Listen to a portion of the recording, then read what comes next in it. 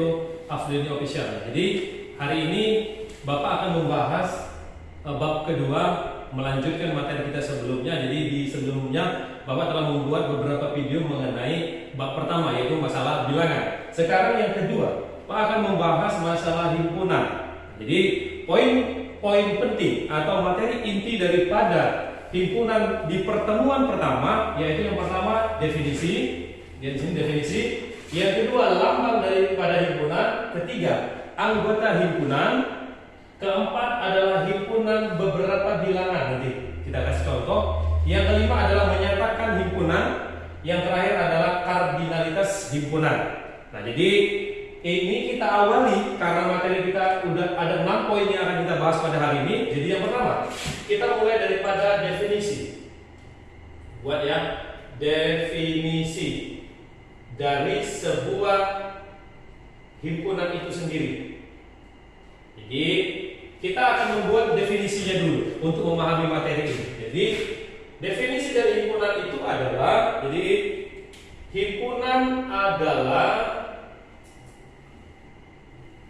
ini buat ya, adalah kumpulan objek. Sini ya, kumpulan objek atau benda. Kumpulan objek atau benda. Ya, jadi dikumpulkan objek atau benda yang terdefinisi. Makna dari terdefinisi ini artinya jelas, tidak ngambang dan tidak ambigu. Jadi kan Pak ulang, himpunan itu artinya adalah kumpulan objek atau benda yang terdefinisi dengan jelas. Nah, jadi dia harus nampak dengan jelas. Contoh, buat ya. Di sini kita buat contoh yang merupakan himpunan, gitu ya. Jadi kita buat ini golongan yang merupakan himpunan. Nah, coba anak-anak bayangkan, himpunan adalah kumpulan objek yang jelas tapi. Jadi kita kasih contoh himpunannya adalah misal. Jadi Pak Amir misalkan kumpulan, dibuat di sini ya, kumpulan siswa kelas 7 SMP Negeri 42 Rejat Lebong. Nah, ini ya, Lebong. Ini dikatakan himpunan. Siapa yang kita kumpulkan? Siswa. Siswa mana? Kelas 7. Di mana? Di SMP 42 Rejat Lebong. Dia jelas. Yang kita kumpulkan orangnya jelas. Kemudian kita bisa juga membuat misal kumpulan, buat sini ya, kumpulan wanita berambut, misalnya berambut lurus. Nah, ini boleh nih. Kita mengumpulkan wanita. Apa batasannya? Terdefinisi dengan jelasnya yang berambut lurus. Yang tidak berambut lurus mungkin nggak masuk di golongan itu. Itu contoh daripada himpunan. Sekarang yang kedua, kita akan memberi contoh yang kedua yang bukan merupakan himpunan. Nah, jadi Pak buat di sini bukan himpunan. Bisa ya, kita himpunan nanti siswa-siswa bisa melihat di sekitarnya. Sekarang kita berikan sedikit contoh yang bukan merupakan himpunan. Yang pertama, misalkan kumpulan laki-laki, kumpulan laki-laki ganteng misal. Nah, jelas nggak ini kita mengumpulkan laki-laki yang ganteng ini jelas tidak jelas. Karena apa? Makna ganteng itu masih relatif. Bagi si A, laki-laki ganteng kriterianya seperti ini misal. Bagi B, yang dikatakan ganteng itu kriterianya seperti ini. Nah, di sini kan ada sebuah perdebatan, ada sebuah katakanlah makna yang ambigu yang belum jelas. Maka ini tidak boleh kita katakan sebagai himpunan. Jadi ini belum jelas. Kemudian yang berikutnya bisa saja kita kasih contoh lain, kumpulan misalnya lukisan indah. Nah, Indah di sini bukan nama orang ya. Nah, jadi lukisan indah, nah ini maknanya juga berbeda-beda. Ada orang mengatakan indah itu kalau dia menggambar sebuah pemandangan, ada yang dikatakan indah itu kalau dia menggambar orang yang dan lain sebagainya, atau gambar gunung dan sebagainya. Maka ini bukan dikatakan himpunan. Jadi kunci daripada himpunan itu mengumpulkan orang dengan statusnya jelas. Sedangkan bukan himpunan, ya masih ada perdebatan di sana, masih ada ambigu. Nah, itulah definisi daripada himpunan. Bisa ya? Kita lanjut sekarang yang kedua. Poin kedua adalah lambang. Nih, lambang himpunan. Himpunan. Oke. Di dalam membuat lambang himpunan itu ada dua kriteria. Jadi, bagaimana cara membuat lambang himpunan? Ada dua aspek yang harus kita pahami. Pertama, lambang himpunan dilambangkan dengan huruf kapital. Nah, di sini Pak buat dilambangkan dengan huruf kapital.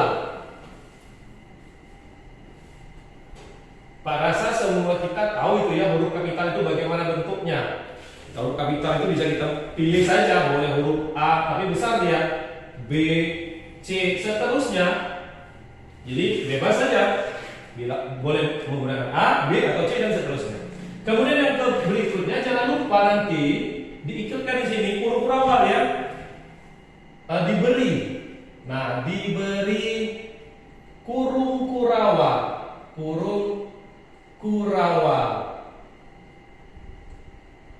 Nah, diberikan kurung kurawal. Bagaimana gambar kurung kurawal seperti ini? Ini mungkin kurung kurawal ini baru bagi anak-anak untuk mendengarkan ya, karena biasanya kita menggunakan kurung biasa. Seperti ini kurung kurawal. Itu ya, ini kurung kurawal. Maka berikutnya bagaimana isinya? Nah, ini sih di sini kita buat. Maka ditulis dengan. Nah, kita ambil salah satu, boleh A, boleh B, boleh C, terserah kita ambil ya. Bisa ambil A saja. A sama dengan kurung kurawal. Nah, ini belum tahu isinya nanti. Nah, seperti ini nanti nulisnya. A sama dengan ada kurung kurawal yang aktif, yang diapit oleh kurung kurawal, ada isi di dalamnya. Siapa yang mengisi di dalamnya? Baru poin ketiga. Poin ketiga adalah anggota himpunan. Jadi poin ketiga itu adalah anggota himpunannya. Nah, kita harus ingat ya, anggota himpunan ada dua situasi. Jadi yang pertama, boleh anggota himpunan itu dilambangkan,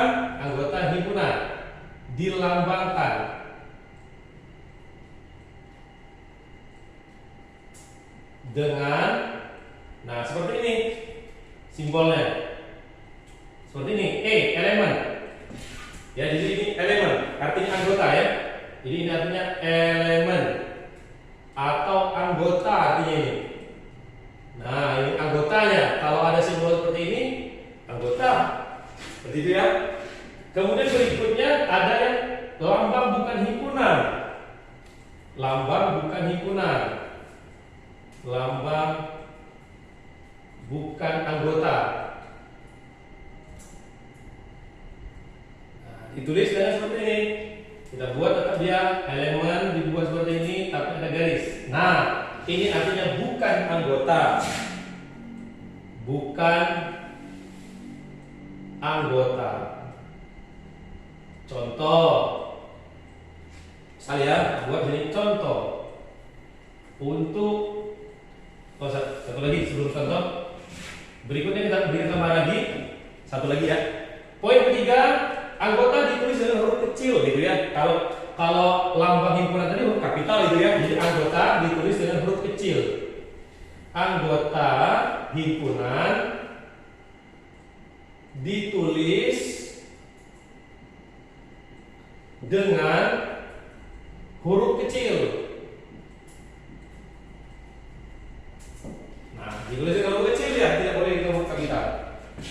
Maka kita kasih contoh.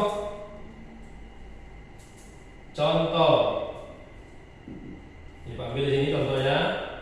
Kita ambil saja himpunan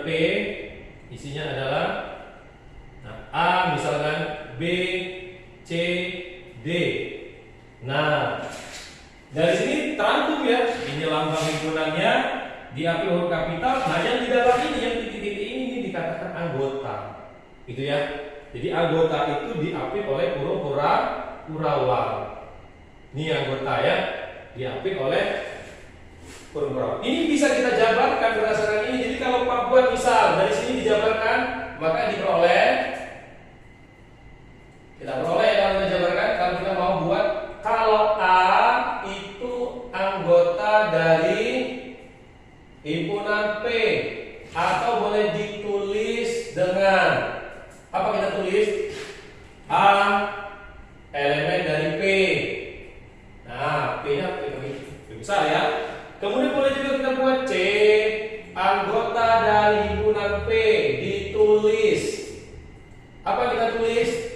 C elemen daripada P.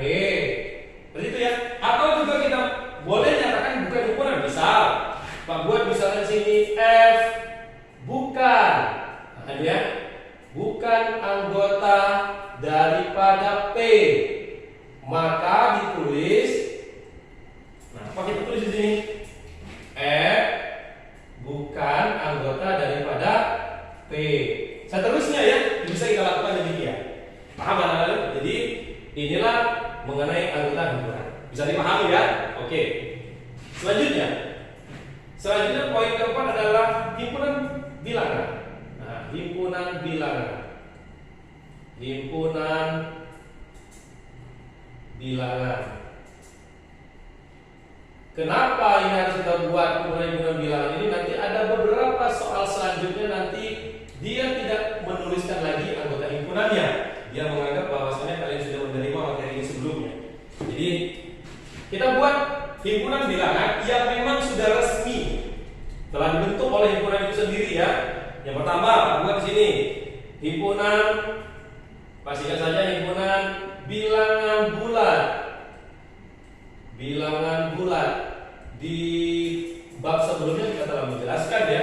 Maka himpunan bilangan bulat bagaimana isinya? Negatif. Himpunan bilangan bulat itu terdiri dari bulat positif dan bilangan bulat negatif. Bab 1 sudah kita belajar. Jadi kita buat seterusnya min 3, min 2, min 1, 0, 1, 2, 3 seterusnya. Nah, kalau seperti ini namanya ini tetap himpunan bilangan bulat. Kemudian berikutnya ada kita buat di sini himpunan bilangan caca misalnya. Himpunan bilangan caca. Nah, ini bisa kita buat ini. Isinya apa himpunan caca? Himpunan caca dimulai dari 0, 1, 2, 3 seterusnya. Tergantung kebutuhan nanti di soal gitu ya. Berikutnya himpunan bilangan asli. Kita buat sini ya, himpunan bilangan asli. Kalau caca dimulai dari 0, bilangan asli dimulai dari, masih ingat anak-anak ya, jadi dimulai dari 1, 2, 3, 4 seterusnya. Nah, ini bilangan asli. Selanjutnya ambil ya.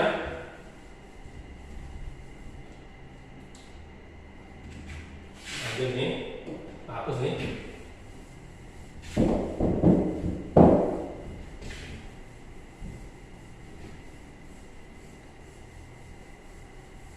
Oke, selanjutnya bilangan asli sudah kita buat di sini. Bisa saja nanti soal menanyakan himpunan bilangan ganjil misal.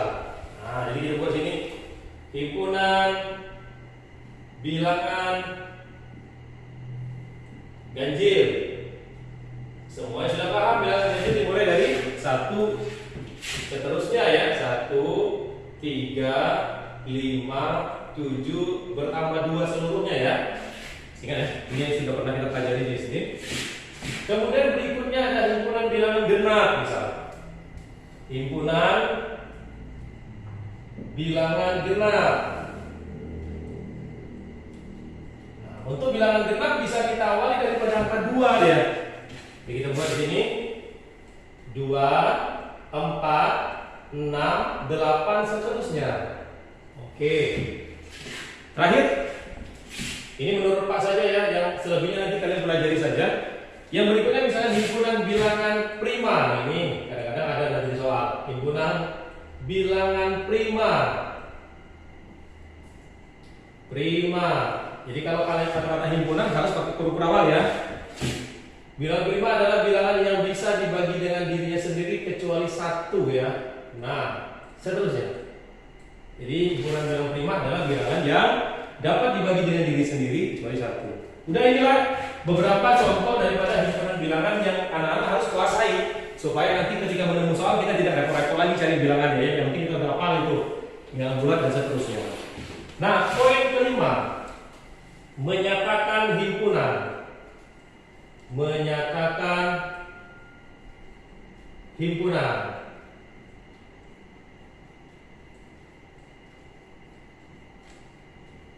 Nah, ini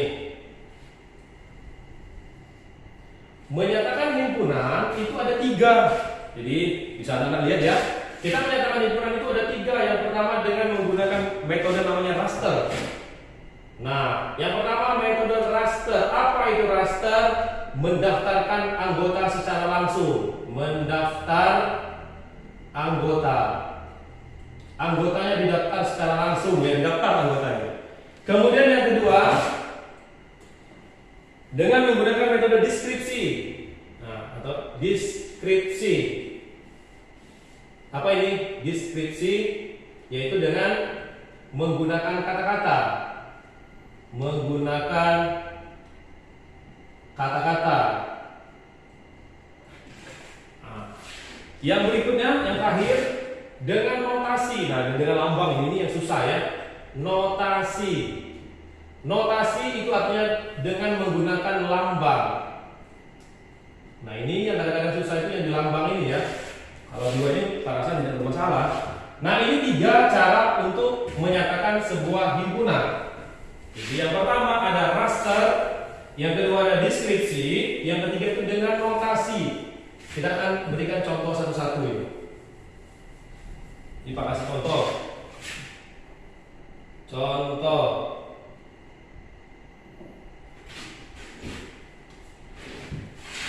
Ini Pak ambil bukunya ini ya, kasih contoh dari sini saja. Metode raster, kasih contoh untuk yang raster. Kita awali daripada raster. Ini ya, contoh daripada raster. Pertama ada himpunan P isinya. Kita daftar secara langsung anggotanya, gitu ya. Jadi Pak ambil di sini isinya 1, 3, 5, 7, ya. Yang Q misalkan nilainya adalah 3, 5, 7, 11. Yang R misalkan itu adalah 1, 4, 9, 16 dan seterusnya. Ya. Nah, ini dikatakan metode raster. Kenapa? Kita langsung daftar anggotanya, anak sudah tahu, oh, langsung isi anggotanya Mas, 1, 3, 5, 7. Yang Q juga demikian, 3, 5, 7, 11. Seterusnya R 1, 4, 6, 9. Nah, 1, 4, 9 dan 16. Nah, inilah yang dikatakan raster, langsung kita daftarkan tutup anggotanya. Nah, yang berikutnya bagaimana? Sekarang kita menggunakan deskripsi dengan bilangan ini ya. Jadi Pak ambil di sini metode deskripsi. Deskripsi. Kita lihat yang P. P itu adalah 1, 3, 5, 7. Apa 1, 3, 5, 7? Nah, di bilangan udah Pak jelaskan lagi kan? 1, 3, 5, 7 mana? Ternyata 1, 3, 5, 7 adalah bilangan ganjil. Ini dibatasi 7. Nah, jadi bisa kita buat di sini kumpulan bilangan ganjil apa yang kita buat? 9 ya. Bilangan ganjil apa? Kurang dari berapa? 9. Nah, di bawah 9 ada 7 ya. Jadi 1, 3, 5, 7. Nah, jadi kita buat yang ternyata ini kalau dibuat dengan kata-kata bilangan ganjil yang kurang dari 9. Kemudian yang berikutnya Q. Q apa ini? 3, 5, 7. Nah, ganjil juga ini mirip. Tapi di awal dari apa? Lebih dari 1 kurang dari 13. Jadi Pak buat sini kumpulan bilangan ganjil lebih. Atau boleh buat di sini kumpulan bilangan ganjil antara, boleh di sini. Antara 1 dan 13. Boleh dia kumpulan bilangan ganjil antara 1 dengan 3. Yang dikatakan antara itu si 1, si 13 nggak masuk ya. Antara 1 dan 13 karena ini kan lebih dari 1 kan 3, 5, 7, di bawah 13 adalah 11. Nah, jadi ini. Nah, sekarang yang R, coba kita lihat nih. Nah, ini tidak ada di contoh bilangan. Kalian harus pandang nih. Sudah 1, ada 4, ada 9, ada 16. Oh, ini ternyata bisa kita buat kuadrat. Ini 2 kuadrat, ini 3 kuadrat, ini adalah 4 kuadrat.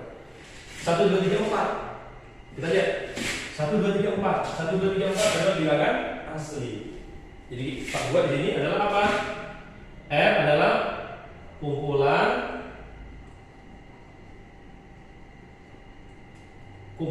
kuadrat. Nah, itu karena kuadrat ya, kuadrat bilangan asli, kumpulan kuadrat bilangan asli 4 pertama atau kumpulan kuadrat bilangan 4 asli pertama. Bilangan asli yang kayak gini saja, kurang dari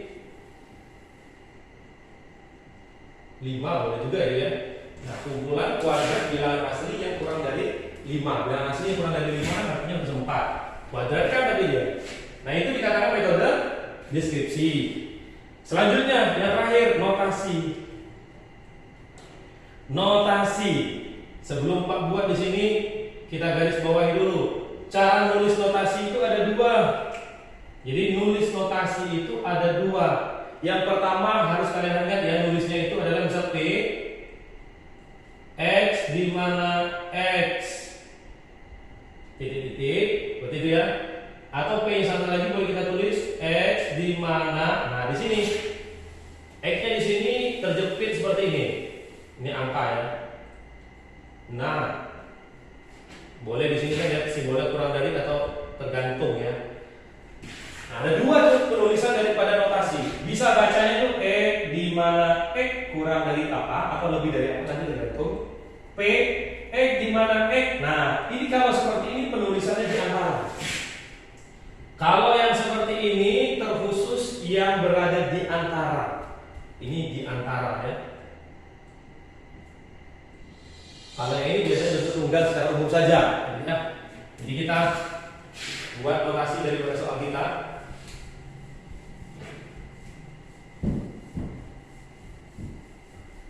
Coba kita lihat yang daripada notasi tadi kita lihat yang R, nah yang P. P sama dengan anggotanya apa? 1, 3, 5, 7. Bilangan apa? Oke, ganjil. Kita buat seperti ini. Notasinya ditulis di mana kurang dari berapa? Dia batas 7, berarti kurang dari 9, elemen atau anggota dari bilangan ganjil. Hanya buat di sini diberikan batasan untuk di mana kurang dari 9, anggota bilangan ganjil. Apa isinya? 1, 3, 5, 7. Itu cara bacanya ya. Di mana kurang dari 9, anggota bilangan ganjil. Atau buat di sini ya. Nanti bingung ya. Di mana ini simbol kurang dari 9. Nah, itu yang pertama ya, yang P. Sekarang yang Q. Q itu berada di antara apa? 3 dan ini bilangan ganjil, tapi satunya nggak masuk ya. Jatuhnya nggak masuk. Nah, itu bisa kita buat dia berada di antara ya, karena dia yang angka terkecil dari bilangan ganjil saja dia lewat, tetapi yang sebelumnya juga dia belum sampai bilangan ganjil yang terbesar. Terbesar ganjil daripada 11 ini adalah 13. Jadi kita buat bisa seperti ini. Di mana?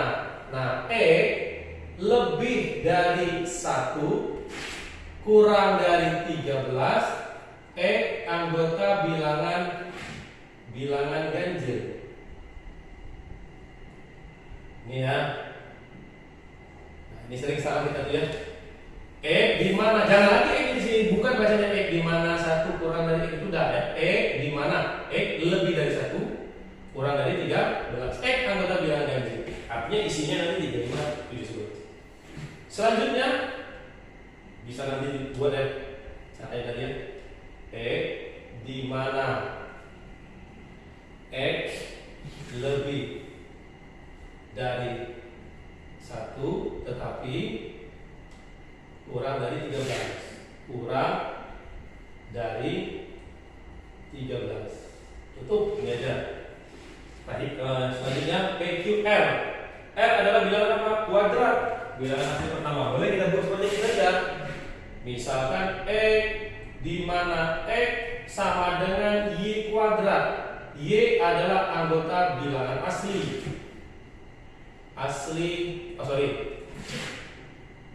Gini ya, sorry ya. Di mana X kurang dari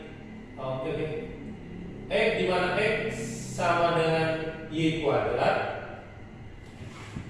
di mana Y itu kurang dari 5. Kasih keterangan Y anggota bilangan asli. Boleh seperti ini buat nanti X, di mana X ternyata X sama dengan Y kuadrat, Y itu kurang dari 5, Y adalah anggota bilangan asli. Paham ya? Nah, inilah beberapa cara menyatakan himpunan. Yang terakhir yang keenam adalah kardinalitas himpunan. Kardinalitas himpunan. Apa itu kardinalitas himpunan? Kardinalitas himpunan itu artinya menyatakan banyaknya jumlah anggota. Jadi kardinalitas itu adalah menyatakan banyaknya jumlah anggota. Banyaknya jumlah anggota himpunan. Nah, jumlah anggota himpunan ditulis dengan kayak dia sini N misal P. Nah, kayak gitu ya nulisnya seperti ini. N itu menyatakan banyak himpunan. N menyatakan jumlahnya. NP banyaknya himpunan P. Jadi tulis NP, NQ tergantung ya. Kalau di soal kita NP nya berapa di sana? N himpunan P. Tinggal hitung saja. Kalau P isinya 1, 2, 3, 4. NP nya 4. Itu ya. NQ ada berapa himpunannya? Banyaknya himpunan Q. 1, 2, 3, 4. Namanya 4. Ini kebetulan saja sama ya. NR ada berapa anggota? Banyak anggotanya? 1, 2, 3, 4 juga 4. Nah, berarti ini kebetulan saja jumlahnya sama. Paham ya? Oke. Segini dulu yang harus disampaikan. Jangan lupa like, subscribe, dan komen serta share channel YouTube kita biar lebih semangat untuk menjelaskan materi berikutnya. Cukup sekian, terima kasih. Mohon maaf kalau ada yang salah. Pak Akhiri, assalamualaikum warahmatullahi wabarakatuh.